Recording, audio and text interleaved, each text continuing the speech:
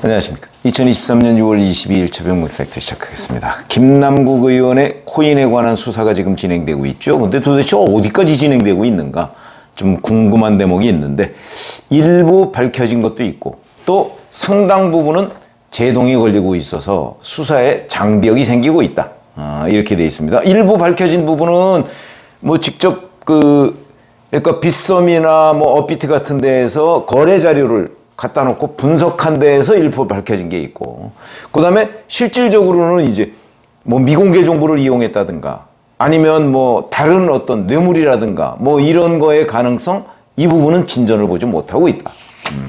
이렇게 돼 있습니다. 그래서 그걸 지금 설명을 드리려고 하는데, 우선 거래 내역을 분석한 중에는 꼼수 재산 등록, 이게 드러난 것으로 보입니다. 무슨 얘기냐면 2021년 12월 31일 가상화폐 거래소인 빗썸, 이 계좌와 연결된 은행 계좌가 있죠. 거기에 있던 90억 원, 그걸로 코인을 삽니다. 그리고 나서 이듬해 해가 바뀌고 나서 바로 그 중에 50억 원어치를 팝니다. 그래가지고 빗썸 계좌에 다시 이체를 해놓습니다. 왜 그럴까요? 또 하나, 그 이듬해에도 2022년 12월 31일 역시 가상화폐 거래소하고 연결된 은행 계좌에 있던 10억 원에 가까운 돈을 꺼내서 코인을 사고, 그리고 나서 이걸 다시 또 이듬해인 1월, 올해 1월이 되겠죠? 올해 1월 현금화합니다. 김남국 의원이 2020년 총선에 당선됐죠. 당선되고 나서 지금까지 재산 공개를 했는데, 그 재산 공개에는 이런 내역이 전혀 없습니다. 2022년 3월에 공개한 재산은 12억 6,794만 원이고, 그 다음에 올해 3월에 공개한 거는 15억 3,378만 원입니다. 그러면 여기에 있는 코인 어쩌고 하는 것들, 이것만 가지고서도 이 재산을 사실상 뛰어넘는데도 불구하고 이렇게 꼼수를 폈다. 왜? 재산 공개의 맹점이 있는 겁니다. 공직자 재산 공개는 12월 말 기준으로 합니다. 그러니까 12월 31일 기준으로. 그러니까 김남국 의원은 2021년 12월 말, 12월 31일에 현금 90억 원 정도를 왕창 빼가지고 코인으로 바꿔놓습니다. 그리고 그 다음에는 또 10억 원 정도를 꺼내서 코인으로 바꿔놓습니다. 그리고 바로 뭐 며칠 뒤죠, 며칠 뒤. 해는 바뀌지만 그때는 현금화합니다. 그러면 코인으로 바꿔놓으면 코인은 재산 등록을 안 해도 되거든요, 현행법상. 그러니까 코인으로 바꿔놓으면 12월 31일 기준으로 재산 등록을 하니까 재산 등록에서 갑자기 2021년의 경우에는 현금 90억 원이 사라집니다. 이런 수를 써가면서 재산 등록, 자기가 거액의 돈을 굴리고 있다 하는 것을 회피한 거죠. 자, 이렇게 되니까 결국 이게 뭐 몇십억 원이 될지 뭐 100억 원이 될지 뭐 잘 모르죠. 그런 상태지만 여하튼 꼼수 재산 등록을 했다. 그러니까 12월 31일 기준으로 현금이 없으면 현금 없다고 신고하면 되는 겁니다. 그리고 다음 한 2, 3일 뒤에 그걸 다시 현금화해서 찾아서 은행 계좌 같은 데에 현금으로 보유하고 있고, 그러다가 또 12월 31일이 되면 다시 또 그 현금을 코인에 숨겨놓고, 이런 짓을 반복했다 이거죠. 공직자윤리법 재산공개 시스템의 근간을 무너뜨리는 것이다. 근데 문제는 이게 처벌이 마땅치가 않습니다. 공직자윤리법이나 이런 데 보면 뭐 그냥 제일 센 게 법무부 장관의 통보 뭐 이런 겁니다. 그러면 이제 결국 수사의뢰나 마찬가지가 되는데, 윤리법 자체에 처벌 규정이 없기 때문에 이거는 솜방망이다. 그러니까 이거는 결국 이런 일들은 국회윤리위원회에서 윤리위원회는 꼭 불법만 징계하는 건 아니거든요. 윤리 문제도 징계를 하게 돼 있죠. 그렇게 하는 수밖에 없는데, 여하튼 꼼수 재산 등록, 이거는 현재 검찰 수사 단계에서 밝혀진 걸로 보인다.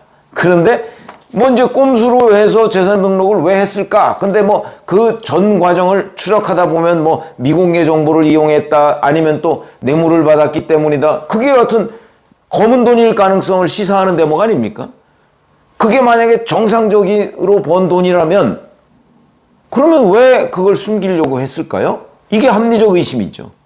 이런 점에서 본다면 지금 이거는 근데 거래 내역만 갖다 놓고 쭉 분석을 해보면 바로 알 수 있는 내용이기 때문에 왜 이렇게 12월 31일에 거액을 거래했을까?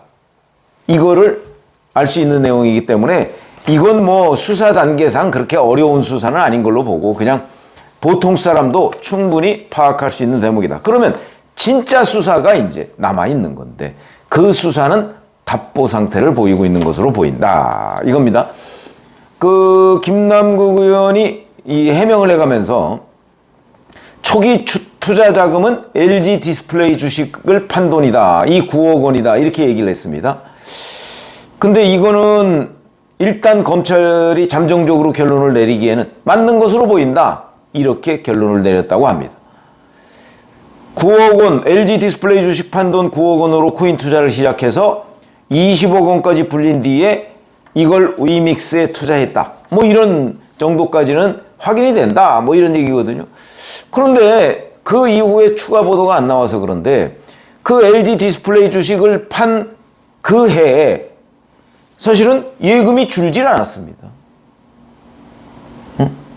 디스플레이 주식을 팔았으면 재산 등록 때 예금이 줄어야 돼. 그걸 팔아서 코인을 샀으면 물론 시차는 있습니다만 LG 디스플레이 주식을 판 거는 1월이고 재산 공개는 12월 31일이니까 시차는 있습니다만은 1년 사이에 그 9억은 어디로 갔느냐. 왜냐면 주식을 팔아서 9억을 코인으로 사고 코인은 재산 등록을 안 했으면 9억 원이 없어져야 되는데 김남국 의원의 재산 공개 내용을 보면 9억 원이 없어지지 않았습니다. 이 부분을 검찰이 추가로 들여다봐야 된다 하는 거고요. 자, 그 다음에 법률 검토는 마쳤다고 합니다. 검찰이. 그거는 무슨 얘기냐면 미공개 정보를 이용한 의혹이 있죠. 그러니까 만약에 코인이 폭등할 것이다 이런 정보를 미리 얻어서 투자했는지 뭐 이걸 이제 밝혀야 되는데 거기에 대가성이 있으면 당연히 뇌물 혐의가 되고 대가성이 없더라도 정치자금법 위반 혐의가 된다. 뭐 이건 아주 기초적인 얘기죠. 근데 문제는 이걸 밝히기 위한 수사, 이게 문제가 되는 겁니다. 지금 현재 어떤 단계로 보이냐면 김남국 의원이 게임 관련해서 가지고 있던 코인이 뭐냐면 위믹스, 마블엑스, 뭐 메타콩즈 뭐 이런 것들이거든요. 근데 이게 이제 그 수상한 거래들이 계속 있었던 겁니다. 김남국 의원이 사들이면 얼마 뒤에 가격이 폭등했다가 떨어지고 이런 패턴을 보이는 게 있는 거죠. 그런 것들이 꽤 많아요. 그러다 보니까 이제 검찰이 김남국 의원의 거래 패턴과 유사한 패턴을 보인 다른 투자자, 이 전자지갑 주소 10개를 특정을 했다고 합니다. 그래서 이 10개의 전자지갑의 주인이 누구냐? 만약에 이 사람들이 김남국 의원과 직간접적으로 연관이 돼 있다면 그러면 누군가가 정보를 이 사람들한테만 주어서 이 사람들이 그랬고 나머지 사람들은 다 그냥 돈을 빨린 거죠, 이 사람들한테. 그런 것 아니냐 이런 의심을 하고 이제 매수한 기준으로 해서 상위 10개 전자지갑 주소 여기에 대해서 법원에 압수수색 영장을 청구했다고 합니다. 그랬더니 법원이 기각해버렸습니다. 이게 작년 10월 11월에도 비슷한 일이 있었죠. 법원이 기각했습니다. 코인을 단지 많이 보유하고 있다는 것만으로 범죄 혐의가 있다 이렇게 보기 어렵다. 조금 애매한데 이건 정말 법률가들이 판단해야 될 문제인데 저는 적어도 지금 서울남부지법에서 기각한 이 영장, 그러니까 무슨 얘기냐면 김남국 의원과 유사한 패턴을 보인다는 이유만으로 이 전자지갑의 주인이 누구냐 밝혀라 우리가 그걸 압수수색하겠다. 그거는 좀 문제가 있는 거 아닌가요? 개인정보보호법 뭐 이런 거상. 만약에 제가 그걸 하고 있다고 생각을 해보시죠. 그러면 제가 만약에 뭐라고 그랬습니까? 아까 메타콩즈 뭐 이런 거 이거를 투자를 했는데 메타콩즈가 상장되기 직전에 그걸 샀다가 오르는 기미가 있어서 팔았습니다. 많은 돈을. 그러면 제가 김남국 의원을 저는 그냥 개인적으로 아는 사이는 아닌데, 그런데 이게 거래 패턴이 비슷하다는 것 때문에 제 지갑이 검찰에 압수가 돼야 된다. 보통 그게 자기라고 한번 생각을 해보시죠.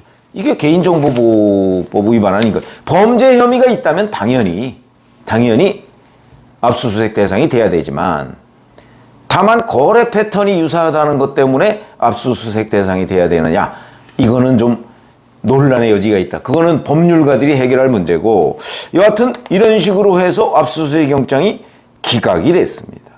그거는 뭐냐면 이런 거죠. 지난주에 있었군요. 빗썸, 코인원, 이런 그 암호화폐 거래소하고 전자지갑, 이제 카카오의 클립이라고 하는 거, 이 블록체인 계열사, 여기에 대한 압수수색을 청구했는데 기각이 됐다. 이렇게 되면 결국은 지금 현재 검찰이 들여다보고 있는 김남국 의원의 수사 단계가 아주 초기 단계라는 거죠. 그리고 상당한 정도로 지금 벽에 부딪힌 것 아닌가 하는 생각도 듭니다. 무슨 얘기냐면 김남국 의원에 대한 제대로 된 범죄 정보가 없으니까 그 김남국 의원 거래하고 비슷한 거래를 한 다른 사람들 한번 다 털어보자, 이 얘기가 되는 거죠. 이렇게 되면 이 수사는 일종의 투망식 수사가 아닌가 싶은 생각이 들고요. 이쪽에 그물을 한번 던져보자 이거죠. 근데 그렇게 제가 보기에는 그렇게 하는 거는 좀 문제가 있는 것 같고, 미공개 정보 이걸 활용해서 했는지, 그러면 이거는 뭔가 제보나 첩보가 있어야 된다. 그런 게 없으면 미공개 정보 부분은 글쎄 그거는 좀 파악하기가 쉽지가 않은 것 아닌가 하는 생각이 들고, 그거보다는 오히려 자금 세탁 부분, 대선 자금과 관련해서. 왜냐면 이게 작년 대선 한 달 전쯤에 손바뀜 현상이 굉장히 많이 있었거든요. 그런 부분에 오히려 좀 치중해야 되는 것 아닌가 싶은 생각이 드는데, 현재 하여튼 김남국 의원에 대한 이 거래 내역을 그냥 들여다보는 것 외에 다른 부분, 본질적인 부분에 대한 수사, 이거는 여러 곳에서 제동이 걸렸고 진전을 보지 못하고 있는 것 아닌가. 안타깝다. 오늘은 여기까지 제가 말씀을 드렸습니다. 고맙습니다.